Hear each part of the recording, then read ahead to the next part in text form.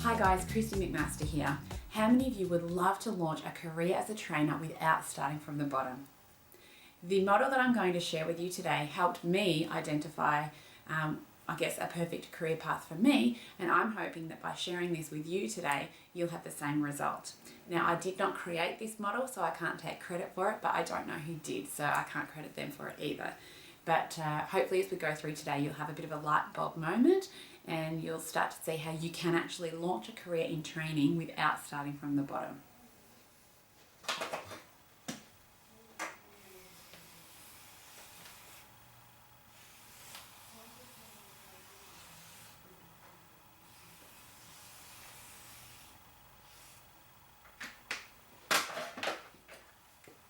So if you do want to start a career as a trainer and you're coming from a background of something else, a technical skill or a profession, there are 3 elements that I would encourage you to consider in order to, get a running start. The first of them is this.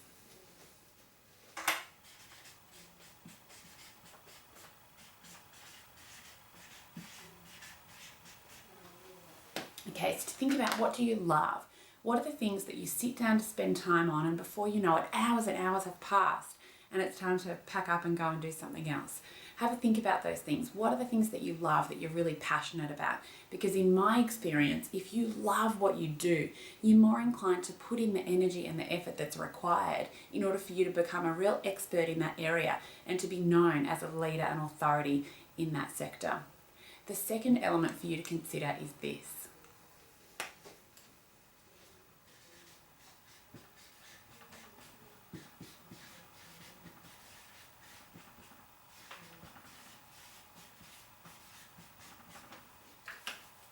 What you're good at.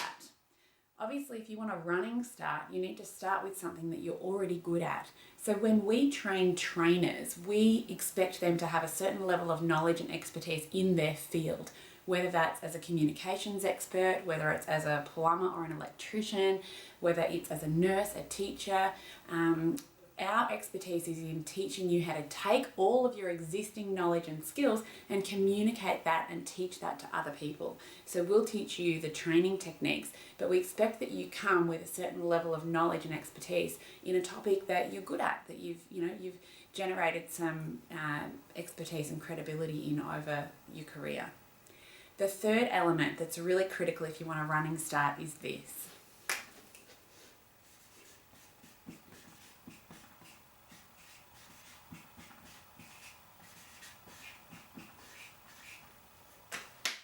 Okay, it's about what pays well. There's no point you going out and teaching, say, a knitting course if there's no demand for a knitting course, or if people who want to do a knitting course are only willing to pay $10 for a one-day program. So what we often do is help trainers identify, what do you really love? What are you actually quite good at? And, of those things, how many of those actually pay well, and how could we perhaps package up a program that you could deliver that would provide you with a sustainable income in the long term? So what we know, if you do what you love and what you're good at, but it doesn't pay well, you'll be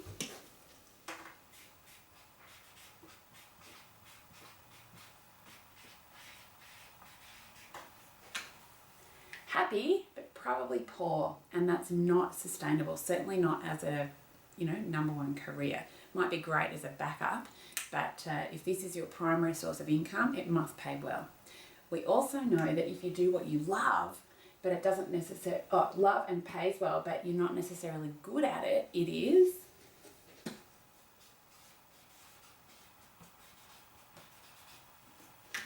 it's just a dream. You do actually have to have a level of expertise if you're going to be teaching other people something. And we also know that if you do something that you're really good at that pays well, but you don't love it, then you'll be